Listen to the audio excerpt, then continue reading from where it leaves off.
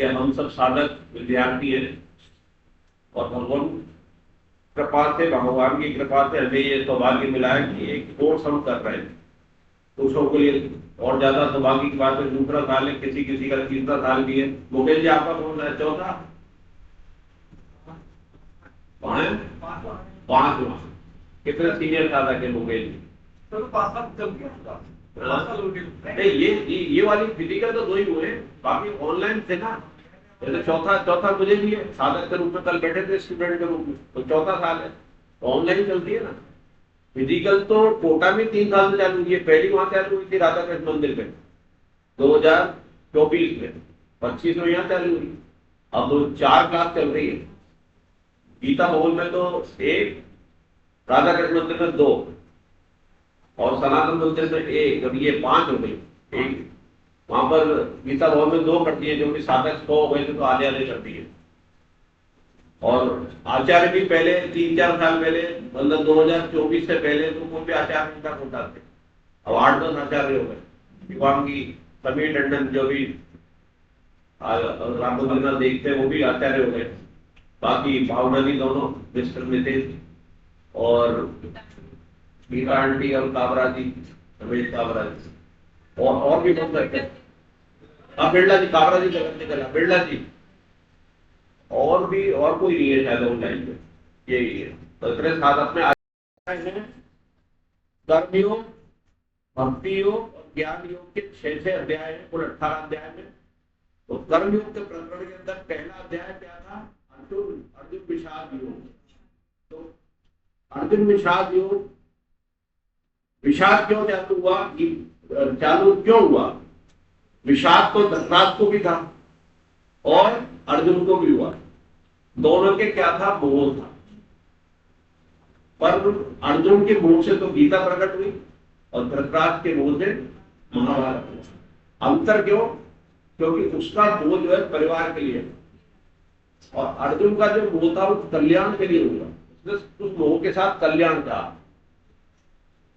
कि दूसरे की हत्या न हो जाए।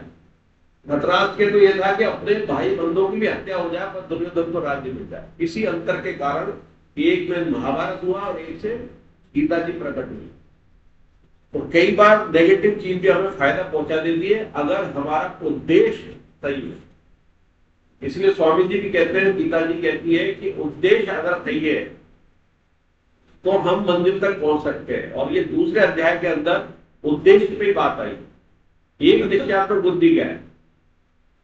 पिछली क्लास में सबने पढ़ा ना, एक निश्चयात्मक बुद्धि 2/41। तो एक निश्चयात्मक बुद्धि का अर्थ क्या हुआ? क्या अर्थ हुआ आपको बता दो, नहीं पूछा जाए। सतीश जी बताओ। एक निश्चयात्मक बुद्धि, एक निश्चयात्मक मतलब एक उद्देश्य, और एक उद्देश्य क्या? वो क्या में आया? पर एक निश्चयात्मक क्या है? एक निश्चयात्मक तो मैं देश का प्रधानमंत्री हो जाऊं, ये भी हो सकती है। मैं इस देश का सबसे बड़ा सेठ हो जाऊं, सबसे बड़ा व्यापारी हो जाऊं, मेरी सबसे बड़ी फैक्ट्री हो, ये भी तो उद्देश्य हो सकता है। लेकिन एक निश्चयात्मक बुद्धि किसके लिए? परमात्मा प्राप्ति के लिए। तो वो उद्देश्य जब पूरा सही होगा, आपका इंजन ठीक होगा, तो डिब्बे अपने आप सही चलेंगे। लेकिन उसका डायरेक्शन भी सही होना चाहिए। तो पारमार्थिक डायरेक्शन हो गया। तो एक निश्चयात्मक बुद्धि किसकी? भगवान की। और एक निश्चय हो जाए, दूसरे निश्चय हो सकते हैं कि नहीं? दूसरे निश्चय हो सकते हैं कि नहीं? एक निश्चयात्मक बुद्धि के बाद होंगे, होते हैं। हम रोज करते हैं एक निश्चयात्मक बुद्धि, लेकिन फिर भी होते हैं। क्यों होते हैं? बात ऐसी चलेगी, नींद तक घूमते फिरते क्यों होते हैं? लक्ष्य तो एक हमने निश्चय कर लिया, भगवान की प्राप्ति, और बीच का तो सारा पार्ट है, वो तो करना ही है। वो भगवान की प्राप्ति के बाद दूसरे उद्देश्य भी करने हैं। बात उद्देश्य क्यों नहीं? तो दूसरे उद्देश्य क्यों होंगे? हमारी कामना, और कामना के पीछे क्या, कामना भगवान के तो उद्देश्य वो ही रहेगा, भगवान की प्राप्ति की, पर वो कामना कहाँ रहती है, हमारी काम का भगवान की प्राप्ति होगी, लेकिन दूसरी कामनाएं पैदा हो जाती है। क्यों क्यों? अरे निश्चयात्मक बुद्धि तो है, लेकिन फिर भी कामना आ रही, बात तो ये आ रही है निश्चयात्मक बुद्धि के बाद भी कामना क्यों आ रही है? आसक्ति एक आया, आसक्ति जवाब, आसक्ति कहा ना आपने, सुख आसक्ति हमारे अंदर टेंडेंसी है। हमारी एक तो दो टेंडेंसी है, एक तो कर्म करने की, कर्म का वेग है, पैदा होते देखो बच्चा पैदा होते देखो कुछ ना कुछ करने लग जाए, कुछ ना कुछ, खाली नहीं बैठेगा बच्चा। तो ऐसे भी हम खाली नहीं बैठते, अकेले बैठेंगे तो कुछ ना कुछ सुख दिमाग में चलेगा, मोबाइल चलेगा, तो मोबाइल उठा गया, अकेले मोबाइल भी नहीं होगा तो विचार चलेंगे, मतलब खाली विचार शून्य तो हम रहते ही नहीं है। विचार को भी गीता कर्म मानती है ना, क्योंकि वो सूक्ष्म शरीर में जा रहा है, वहां से हो रहा है। तो हमारे विचार चलेंगे, कामना आएगी, सुख आसक्ति। तो हम संसार में जितने भी संबंध बनाते हैं किस लिए बनाते हैं? सुख के लिए। बच्चे पैदा होते हैं, बच्चे के पीछे भी उसमें अगर लड़के लड़की है तो उसमें थोड़ा सुख भेद आ जाता है, भले कितने कह रहे बात कि तो माँ का आशीर्वाद है और देवी आई है घर में, लेकिन लड़की आने से 90% खुश नहीं होते अगर पहली लड़की है तो, वो और उसके परिवार में। पहला लड़का आएगा तो एक टेंशन खत्म हुई, तो अब लड़की आ जाए तो चलेगा, इच्छा नहीं होती। तो हम सुख चाहते क्यों? क्योंकि ये बेटा बुढ़ापे में काम आएगा, बेटी तो चली जाएगी, उससे संबंध हमारा इतना ही है 7 फेरे तक का। तो उससे सुख संबंध नहीं होने के कारण उससे संबंध भी हमारे इतने नहीं होते, सुख आसक्ति उसमें नहीं है। पहले दिन से ये है कि पराई धरती है, पराई का ब्याह करना, और बच्चे को पाला जाता है उसी रूप में कि बुढ़ापे में रहेगा, ये बन जाएगा, हमारी सेवा करेगा, बिजनेस को बिजनेस में डालो यही रहेगा, कहीं जाएगा नहीं। तो क्या है, सारे संबंध में सुख आसक्ति भेद हो गया बच्चे बच्ची में। हम वो अलग विषय है, तो उसमें उतर जाएंगे, वो अलग है, वो तो विषय है। लेकिन जो जनरल है उसको बात कर रहे हैं, वो तो विषयांतर हो जाएगा, उसमें तो बहुत लंबा बोला जा सकता है। तो हमारे कारण क्या है कि हमारी सुख आसक्ति है, शरीर से भी, अपने शरीर से भी। अपने शरीर को आराम कैसे मिले, और इसी में कर्म करते जाते हैं, दूसरे से संबंध भी इसीलिए बढ़िया बनाते हैं।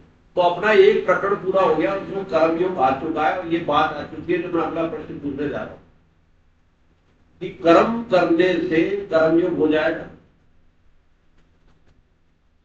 अच्छे कर्म करने से क्या कर्मयोग हो जाएगा? अच्छे कर्म जो शास्त्रीय विहित है, जो भगवान ने बताए, शास्त्रों में लिखे हैं, क्या उसको करने से कर्मयोग हो जाएगा? नहीं, हाथ खड़ा करके जवाब दे, हाथ खड़ा करें।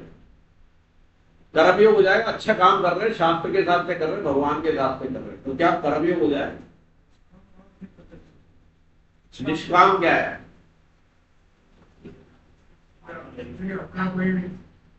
कामना नहीं है। आपने आज तक एक भी ऐसा कर्म किया जिंदगी में जिसमें कोई कामना नहीं थी? आज तक? और आज भी गीता पढ़ने के बाद नहीं है ना? तो कितना कठिन है, थोड़ी में तो सब क्लियर है। लेकिन स्वामी जी बताते हैं कि कैसे दूर हो।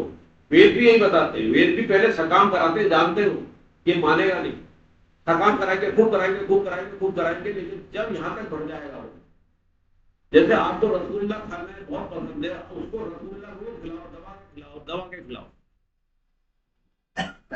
तो रसगुल्ला अगर रोज कोई खाएगा, सुबह शाम सुबह शाम सुबह शाम, तो क्या खा लेगा जिंदगी भर? कोई 10 दिन, कोई 15 दिन, और ऐसा कहेगा कि अब रसगुल्ला ले आया तो पिटाई कर दूंगा तेरी, जिंदगी में दोबारा नहीं। कसमें खा लेगा?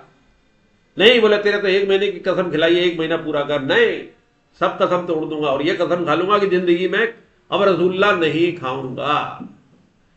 तो ये क्या हुआ? ये क्या हुआ? भोग के बाद त्याग। ये कर्मियों की बात चल रही है अब। तो वेद क्या ही बताते हैं कि खूब कर ले भोग। जो पिछली क्लास में भी बात हुई थी शायद, या नहीं हुई तो बता देता हूं। भोग में उसमें वेद में लिखा है, शायद चर्चा नहीं हुई थी, परिसंख्यित विधि कैसे करके आप वेद बताते हैं कि अगर कोई मांस खाता है, शराब पीता है, वेद में कहा खा ले। इसलिए उस बात को कर लिया, जैसे पत्रकार पकड़ लेते ना, एक बात पकड़ लेते पूरी नहीं बताते, तो वेद को बदनाम कर दिया। वेद हमारे हिसाब से बनाए गए कि मानेगा नहीं, मानेगा नहीं, तो जो तू करता कर। ये तो सबसे हाईएस्ट बोला कि दारू पीता है, करता है, जो और नीचे वाले भी है और भोग भी है, तो वो करता तो कहे कर। लेकिन धीरे धीरे भोगते भोगते उससे कहा जाएगा कि अरे भाई तो यार हनुमान जी को मानता है, बोले हाँ, तो मंगलवार छोड़ दे। हाँ, मंगलवार छोड़। फिर धीरे धीरे धीरे शनिवार छोड़ दे, वो भी तो हनुमान जी का वार है।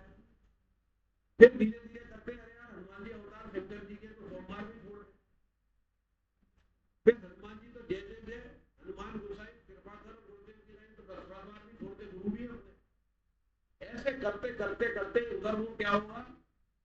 संतृप्त हो जाएगा। तृप्त नहीं, तृप्त से भी संतृप्त। और फिर क्या हो जाएगा? कोई न सुनने वाली बात, अरे हटाओ इसको, हटाओ। अब उसके सामने परोस दिया क्या? खीर, रसगुल्ले, गुलाब जामुन, फलों में दे दिया, अंगूर खिला दिया। अरे ये तो शाही, तो मैंने कभी खाया नहीं है, तो इतनी जोरदार थी। अब उस पे ले आए। धीरे धीरे धीरे अरे भाई इसको खा के भी उसका मन भरेगा, तो और सात्विक पे आएगी, लाल लौकी तो नहीं खा ले। तो वेद ये है। तो इसलिए हमें अभी आज तक हमने क्यों नहीं किया? क्योंकि अभी हमारी रजोगुणी है और हमारे सुख लेने की आसक्ति बनी हुई है। लेकिन वो सुख लेने की आसक्ति हमें इसलिए बनी हुई है कि हमें वो संसार में सुख दिखता है प्रकट, भगवान वाला दिखता, तो सुनने सुनाने में आता है। और वो सुनने सुनाने में इसलिए आता है कि हमें प्रकट इसलिए नहीं हुआ कि हमने कभी वो इतनी चाहत की नहीं।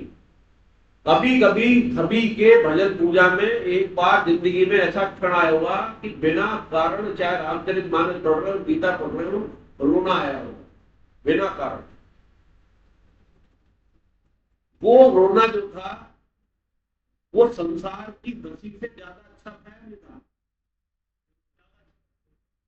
ज्यादा अच्छा। वो क्षण ही भगवान का है। तो ऐसा रोना भगवान के लिए हमारा लगातार सतत चलता रहे और उसमें हमें इतना आनंद मिलने लग जाए कि फिर उसके अलावा कुछ इच्छा ही नहीं हो।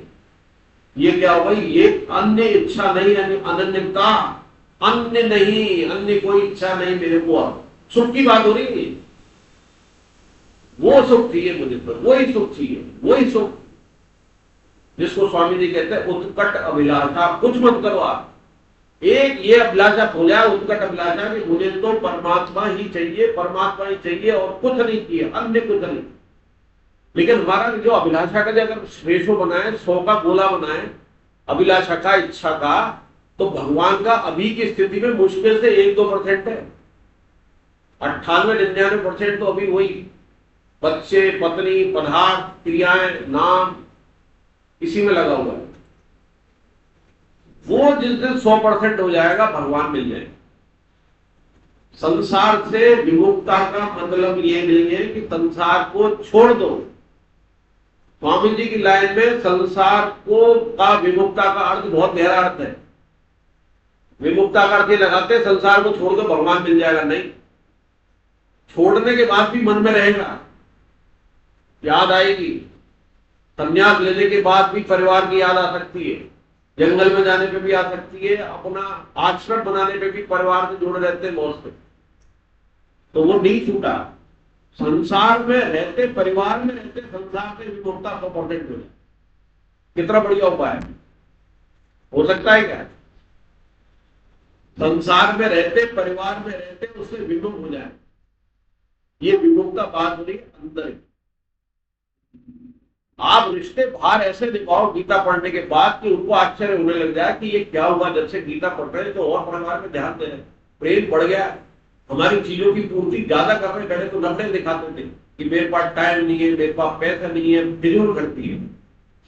अगर आपने वो चीज सेवा के रूप में ले ली कि मुझे अब किसी की सेवा करनी है, इनसे लेना नहीं है, लेने में ही कर्म बंधन हो जाएगा, संसार से जुड़ाव हो जाएगा।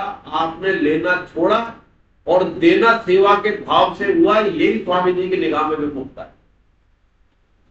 निष्काम भाव से देना चालू कर दिया। एक तो व्यापार भी हो सकता है, तो देते हैं अपन तो उम्मीद रहती है, मित्र का मित्र वाला जो होता है, मित्र में हमेशा बराबर का होता है, वो ऊपर नीचे थोड़ा बहुत हो सकता है कि इससे दूंगा तो एक फायदा होगा। वो होना चाहिए कौन सा? सुहृदय वाला। सुहृदय की स्वामी जी ने गीता जी में व्याख्या आ गया है कि सुहृदय वो है जो करे तो सबकी, लेकिन उसके बदले में कुछ चाहे नहीं। मित्र जो है बराबर का चाहेगा, तो मित्रता से ऊपर होगी सुहृदयता। तो हम संसार से कुछ ना चाहें और संसार में लिप्त ऐसे रहे, संसार में दिखाने के लिए, पर अंदर से कैसे निर्लिप्तता हो, तो उसका एक संत ने तो जवाब दिया, स्वामी जी ने नहीं दिया कि आप है ना ये मान लो कि जितने आपके आसपास हैं ये आज ही खत्म हो जाए, मर जाए। इतनी बड़ी मुश्किल बात है, कल्पना करो अपने ऊपर से। और हो जाए तब भी तो हम जिएंगे। हुआ भी है बहुतों के साथ। सिंगल पर्सन रह गया। मेरे पास एक उदाहरण लिए, एक पेशेंट आया था 15-20 साल पहले, उपाध्याय सरनेम था, मेरी यही क्लिनिक थी। उस समय आधा घंटे 1 घंटे रुकती थी ये देहरादून, और सवाई बंद पर जा रहा था, जल्दी में आया, बिना नंबर के आया कि मेरे को जल्दी है। उपाध्याय नाम लिया तो मुझे पूछा क्या करते हो? बोले गौशाला है, द्वारका दीजिए की जो गौशाला है उसका मैं देखता हूँ, सवाई माधोपुर की गौशाला में जाता हूँ। मैंने आप करते क्या हो, बिजनेस क्या है? तो इस पे वो रो गया तुरंत कि जब टाटा सुमो नई गाड़ी आई थी, उसके द्वारा शब्दों में कह रहा हूं कि टाटा सुमो गाड़ी आई थी, मैंने गाड़ी ली, जब से मैं बड़ी बाड़ी थी, हर किसी की वैल्यू होती थी। पूरे परिवार के साथ में जा रहा था, एक ट्रक में टक्कर मारी और उसने एक ही लाइन दी कि मैं क्यों बचा रह गया। तो सब पूरा परिवार खत्म किया, फैक्ट्रियां थी उसके लॉ, तो उसने सारी संपत्ति बेच के, चाहता तो डिप्रेशन तनाव में चला जाता, लेकिन उसका थोड़ा विवेक जागृत हुआ भगवान की कृपा। सारी संपत्ति उसने द्वारका ट्रस्ट को दे दी और उसी में सेवा में लग गया और उसको गौशाला का काम दे दिया। उसी में मस्त था, इतने उसके चेहरे पे रौनक थी। तो आया ना वो परिस्थिति आई ना उसके साथ जिसकी जिक्र कर रहा, तो उदाहरण एकदम याद आ गया। तो क्यों नहीं आ सकती? किसी के साथ भी आ सकती, लेकिन हम उसको बचाने में लगे रहते, मालूम नहीं बचा पाएंगे। एक ना एक दिन आप अकेले रह जाओगे, आप नहीं तो आप अकेले छोड़ जाओगे जो आप पे निर्भर है। तो उसकी ऐसी तरकीब आ जाए, इंतजाम पूरा करना चाहिए। जैसे आपको लगता है कि मेरे बिना इनका कमाने का, तो आपने इंश्योरेंस करा लिया, पैसे का इंतजाम कर दिया, और उसकी भी एक लिमिट है ना। आपने इंश्योरेंस करा लिया, आप चले गए, आपके परिवार को करोड़ रुपए मिलेंगे। तो ऐसा कैसे हो, यही बात बताती कर्म योग। और ज्ञान योग में अपन ने समझा था पिछली क्लास में, 2 योग ज्यादा आए थे, तीसरा बहुत कम आया था, एक ही श्लोक आया था कि पहले तो भगवान ने सांख्य योग का वर्णन किया कि बिना सांख्य योग के कर्म योग नहीं होगा। जब ये भेद हो जाएगा कि मैं शरीर नहीं हूं, तभी तो आप सेवा कर पाओगे, मेरे लिए कुछ नहीं है, तभी तो आप कर्म योग में उतर पाओगे। तो सांख्य योग के पहले 11 से 30 श्लोक लिए। फिर समता की बात जब भगवान ने की तो अर्जुन ने प्रश्न कर लिया कि समता क्या होती है। स्थिर प्रज्ञा आया था ना शब्द, जो कालीकरण दिया था ना, स्थिर प्रज्ञ कि क्या लक्षण होते, पूछा था ना अर्जुन ने। तो स्थिर प्रज्ञ का मतलब क्या हुआ, अपन ने क्लास कर ली है, और ये इसलिए भी कर रहा हूं कि अपने समझ में कितना आया। स्थिर प्रज्ञ का मतलब क्या हुआ? हाँ, यस, समता। समता के बाद ही तो सवाल किया, तो समता का मतलब क्या था? उसने शब्द स्थिर प्रज्ञा क्या, यूं नहीं किया कि समता वाला क्या होता है। स्थिर प्रज्ञा में समता रहती है। और आज सुनीता रह गया, सुनीता अग्रवाल नहीं है, हैं? नहीं है, नहीं। कल वो क्लास में बैठी थी, हमारी क्लास में, उसमें बात उठी है कि समता निष्काम भाव से आती है और सकाम भाव से नहीं आती। क्यों? समता समझ में आ गई, सकाम और निष्काम आ गया। तो समता जो है निष्काम भाव से तो आ जाएगी और सकाम से नहीं आएगी। क्यों? सकाम में बंधन हो गया, समता कैसे है? एक लाइन में उत्तर बहुत स्पष्ट है। अच्छा, हाँ, तो सकाम से क्या लेना देना उसको? काम में कर लो आप समता, काम भी करो, कामना भी करो, और वो अनुकूलता प्रतिकूलता के अंदर भी संभव क्या हो सकता है? तो कहीं जवाब मत देना, समता में रहो और सकाम कर्म करो। काम की होती नहीं होती, बढ़ती जाती। बहुत छुटा उत्तर दे सकता है कोई, सकाम करो और समता में रहो, ऐसा हो सकता है क्या? हो सकता है क्या? हो सकता है क्या? नहीं वाले नहीं है, हो सकता है, नहीं हो सकता, दोनों बोलो। कैसे हो सकता है? खड़े होकर जवाब दो। सकाम भी करते रहो, समता आ जाए, ऐसा हो सकता है क्या? उसको ईश्वर के प्रति समर्पित करो, जो भी सकाम हो गया ना, फिर ईश्वर कैसे? तो फिर ईश्वर के लिए कर लिया तो भक्ति हो गया। आपने कर्म जो किया वो ईश्वर के लिए कर लिया ना, तो वो तो ईश्वर के लिए हो गया, तो वो तो भक्ति हो गया। जो कुछ कर रहा हूं तेरे लिए कर रहा हूं, तो भगवान आगे कहेंगे, वो तो भक्ति हो गया। सकाम पे नहीं आएगी, क्यों नहीं आएगी? कि सकाम कामना करोगे तो कामना में या तो पूर्ति होगी या नहीं होगी, या आंशिक होगी। तो पूर्ति हो जाएगी तो क्या होगा? आनंद आएगा, लोभ आएगा। जो 2/, इसलिए रिवीजन कर रहा हूं पिछले अध्याय का सवाल, उन्हीं में से 2/61 कि आपके मन में सकाम करोगे, आप आसक्ति आएगी, विषय में जाओगे, आप काम करोगे, तो उसमें अगर अवरुद्ध हो जाएगा तो क्रोध आएगा, और पूर्ति हो जाएगी तो क्या आएगा? लोभ आएगा। तो वो काम में पूर्ति होगी तो क्या? लोभ आएगा। और पूर्ति नहीं होगी तो क्या होगा? दुख होगा, क्रोध आएगा। और क्रोध आकर वही 8 स्टेप है उसमें, 2/61 श्लोक पिछली बार चर्चा की। वो सबके साथ होता है कि पहले विषय भोग होता है, फिर आसक्ति आती है, फिर उसके पीछे कामना जगती है।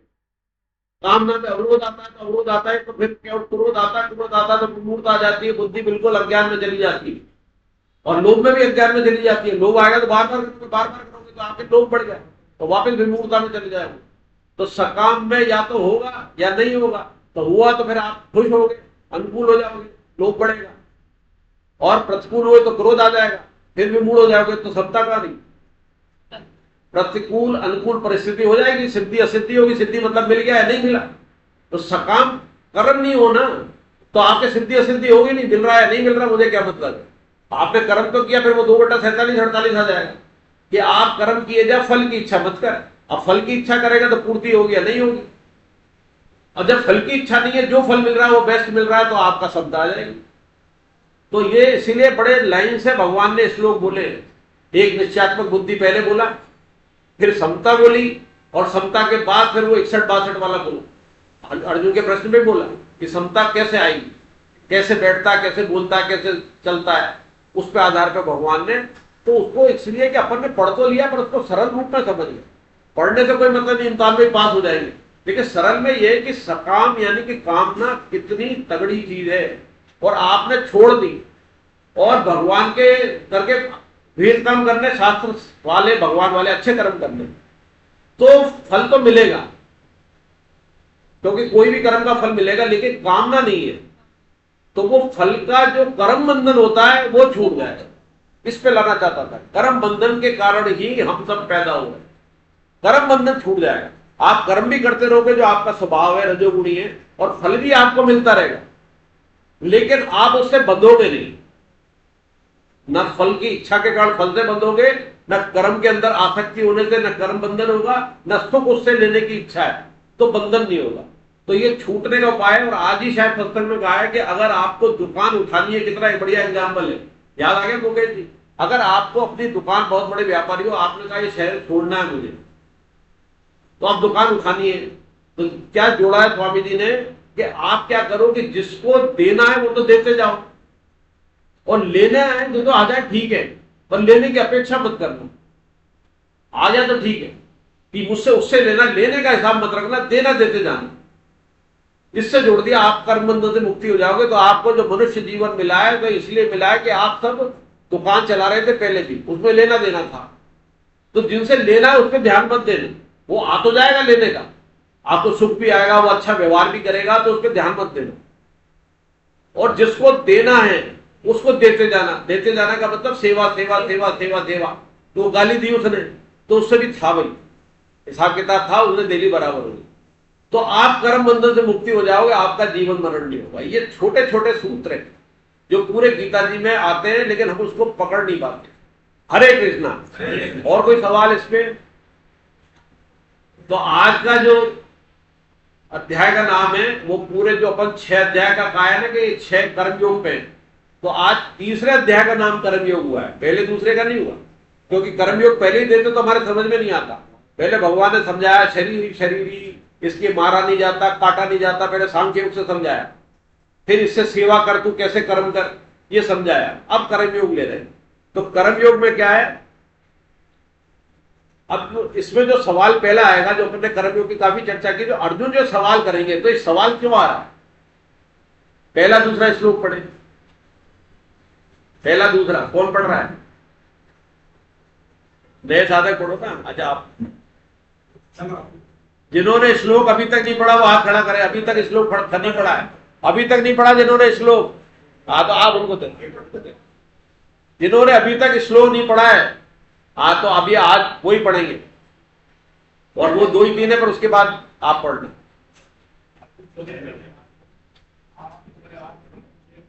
पहला दूसरा हिंदी में पढ़ सकते हैं, संस्कृत में तो संस्कृत में पढ़ सकते हैं।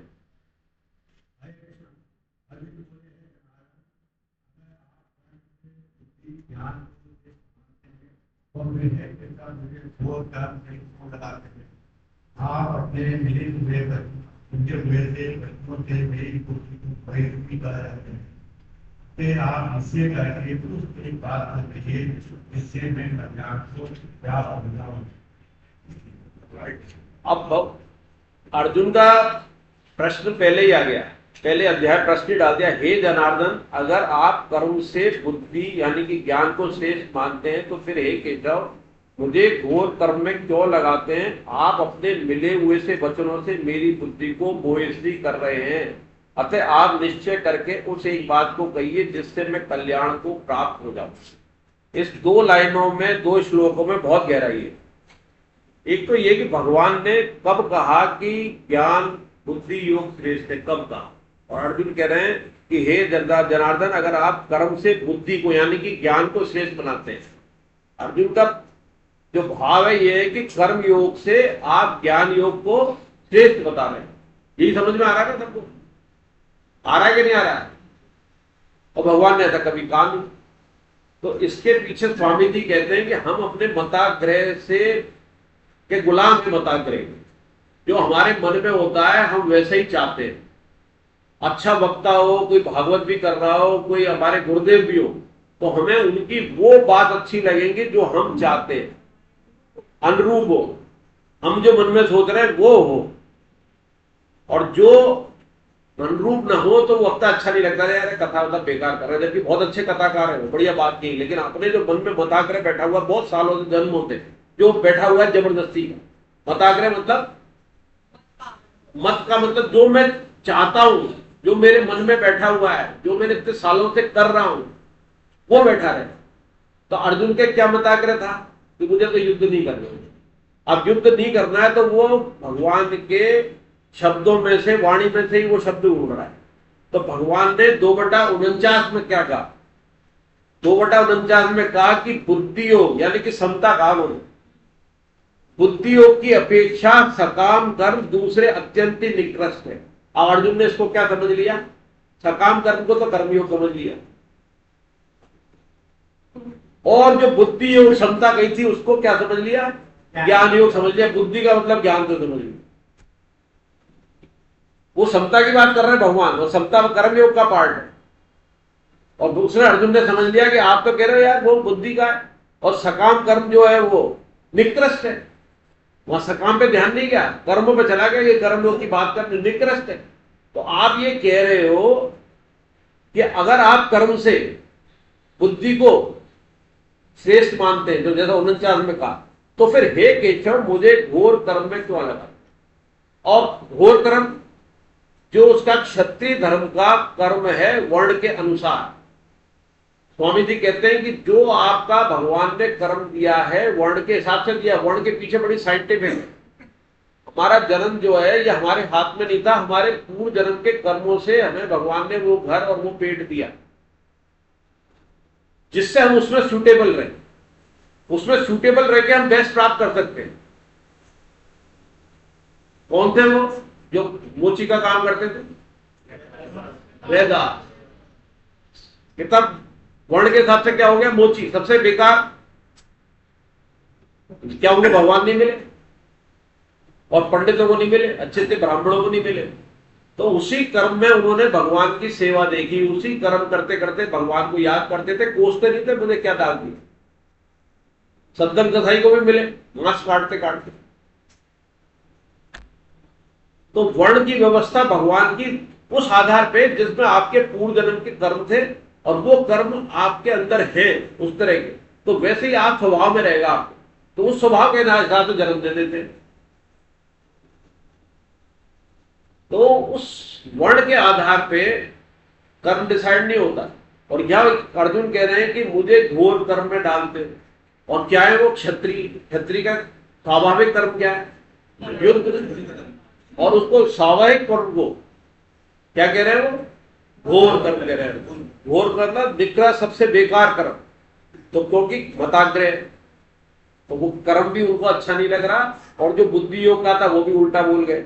आप अपने मिले हुए से वचनों से मेरी बुद्धि को मोहित सी कर रहे हैं, अतः आप निश्चय करके उसे एक बात को कहिए जिससे मैं कल्याण को प्राप्त हो जाए। इसमें ये सबसे बात इंपॉर्टेंट है। मोहित वाली बात तो आगे समझ, मोहित तो हो ही रहा है। हाँ, मोहित हो रहा है कि मोहित मताग्रह के कारण भी हो रहा है, और वो ये भी है कि मैं इनको मार के कैसे रहूं, गुरुदेव को मारूं, भीष्म पितामह को मारूं, तो वो तो यही। लेकिन फिर एक लाइन कह दी उन्होंने कि आप निश्चय करके, भगवान से कह दिया आप निश्चय करके वो एक बात कहिए, दूसरी बात नहीं की, दो बात नहीं मांगी, एक बात कहिए जिससे मैं कल्याण को प्राप्त हो जाऊं। इसलिए अर्जुन, भगवान को अर्जुन बहुत प्रिय थे कि आखिरी तो वो अपना कल्याण चाहते। तो हमारी स्थिति भी यही है, हम कितने ही मताग्रह में हो, कितने ही भगवान को उल्टा सीधा के हमें अपना कर्म अच्छा नहीं लगे भगवान ने काम भुला दिया है, लेकिन वो दिया है, वो बेस्ट दिया है। संतोष जी ने एक बार एक दिन क्लास में कहा था कि सबके पास जो नित्य कर्म है, जो कर्म दिए भगवान ने, उसके सांचे के हिसाब से दिए, फिट है वो उसमें। वो ये नहीं सोचते कि मेरे लायक नहीं है, भगवान ने उसी हिसाब से बना के भेजा कि तू ये कर ले। पर हम वो नहीं करते ना, उखाड़ पछाड़ करते, वो तो करेंगे नहीं और दूसरे कर्मों में इधर भागेंगे। पहले नित्य कर्म मतलब जो आपके कर्म है, जिसको यज्ञ की संज्ञा दी आगे के श्लोकों में। यज्ञ मतलब एक तो यज्ञ जो हवन करते वो वाला। अगर आप नित्य कर्म अपने जो कर्म भगवान ने दिए हैं उसको निष्काम भाव से करते चले जाओ, समता आ जाएगी, भगवान मिल जाएंगे इसी से।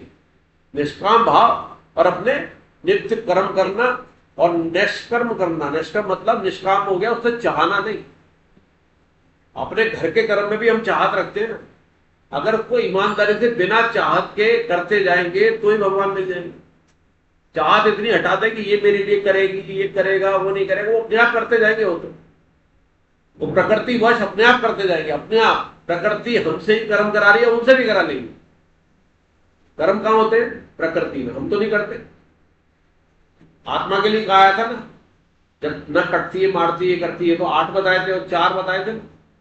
मेरे प्रकार है कोई अकर्म, अनादि कर्म नहीं करती आत्मा। लेकिन क्यों? आत्मा उसको अपना शरीर मान लेती है और शरीर कर्म करता है। अगर इतना सा कर ले कि ये शरीर तो करेगा कर्म, मेरा क्या लेना देना उससे। कर्म जो है आज्ञा तो दे सकता है स्वभाव के, ये करना है, उद्देश्य भी तो उसी से जाएगा कि मुझे परमात्मा की प्राप्ति करनी है, मुझे तो सेवा करनी है, तो जाएगा फिर से कराएगा। शरीर तो, शरीर तो टूल है। लेकिन ये करे या ना करे, या इसका फल जो मिले मुझे आनंद दे या न दे, वो मुझे लेना देना नहीं है। शरीर किसका हिस्सा है? संसार का। और कर्म किसका हिस्सा है? वो भी प्रकृति का। और वो भी क्या है? जड़ है, वो भी नष्ट होंगे। कोई सा कर्म बता दो अपनी जिंदगी में, बता दो टिकाओ। कोई रिश्ता बता दो जो टिकाओ, कोई शरीर बताओ जो अभी तक टिकाओ या उम्मीद हो टिकने की। पर इतनी बात समझने में समझना नहीं चाहते। समझ में तो आ रही है लेकिन डरते समझने में। कभी कल परसों एक आया, 3 जने थे, 2 खूब गीता जी बहस बनाने के लिए तैयार तो हुए पर अभी तक आए नहीं है वो। तो मैंने एक लाइन कही, अपने आप को भी जोड़ा कि अपन तीनों इस समय भगवान से प्रार्थना करते हैं कि शरीर संसार छोड़ रहे हैं, वो छोड़ रहे हैं, तू लेने आ जा, तो आएगा साथ, दर्शन देगा, हम तैयार है चलने को, मंजूर है? बोलो अभी अपने साथ क्लास में डाल देते हैं सवाल को, मंजूर है?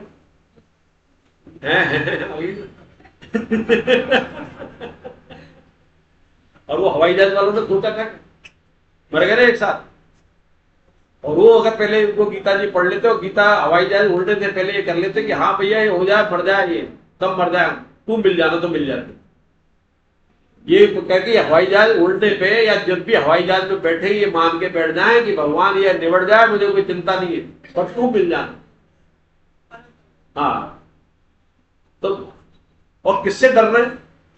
उस मृत्यु से जो कि निश्चित है। इस दुनिया में कोई चीज निश्चित नहीं है, कोई चीज निश्चित नहीं है, पर यह निश्चित है कि सबकी मृत्यु होनी है, सबकी। और क्षण का भरोसा नहीं है, कल का भरोसा नहीं है, हो सकता है 20-30 साल खेच जाए, पर वो 20-30 साल की उम्मीद में हम जी रहे हैं यार मेरे बच जाए, ये निबट जाए, भले कल के चला जाऊंगा इसकी पीए की बैठक में, तो मैं तो जाता रहूं पीए की बैठकों में 30 साल तक। हमारा जीवन वो तो जड़ हुआ, और जो मृत्यु है वो चेतन, वो निश्चित है। मृत्यु चेतन है, निश्चित है ना, वो तो होगी नहीं, मृत्यु की जड़ी है, चेतन कैसे हो जाएगी मृत्यु? ये शब्द कहां से जाएंगे? ये कहीं आया नहीं है, कहीं नहीं। मृत्यु ये जरूर है कि अवश्य भावी है, लेकिन चेतन कैसे हुई? वो काल का हिस्सा है, और भगवान काल से परे है नहीं, जो काल से परे है वो है चेतन। आत्मा काल से परे, तो मृत्यु चेतन कैसे हो जाएगी? वो तो काल के अधीन है ना, तो फिर जड़ हो गई। चेतन तो केवल आत्मा परमात्मा के अलावा, चलो एक प्रश्न फिर आ गया, आत्मा परमात्मा के अलावा एक शब्द और गीता जी में आता है, इस अध्याय में भी आता है। कौन चेतन है? मुकेश जी आप जवाब मत देना। अरे वाह, फिर तो आचार्य के लायक हो। विवेक, विवेक जो स्पष्ट दिया है हमें भगवान ने, वो चेतन है, स्पष्ट विवेक दिया है। विवेक तो पशु में भी है कि नहीं? क्या है? स्पष्ट नहीं, स्पष्ट नहीं। उन्हें इतना विवेक है भोजन का भी, उन्हें पति पत्नी वाला भी विवेक नहीं है, अपने बच्चे वाला भी नहीं है। भोजन का तो दिया है कि मैं बकरी घास खाएगी, उसके सामने आप कितनी भूख दो, मीट रख दो, अंडा रख दो, नहीं खाएगा। और शेर कितनी भूखा हो, उसके सामने घास रख दो, नहीं खाएगा। ये विवेक तो दिया है, भोजन वाला विवेक दिया है। और एक बात याद आ गई, इस बात में से निकलती है, तो अपन लेने को चेतन मानते हैं ना, सॉरी, लेने को तो जड़ मानते हैं, देना चेतन। तो जो वृक्ष है वो अपने को फल देते हैं, तो क्या वो चेतनता है?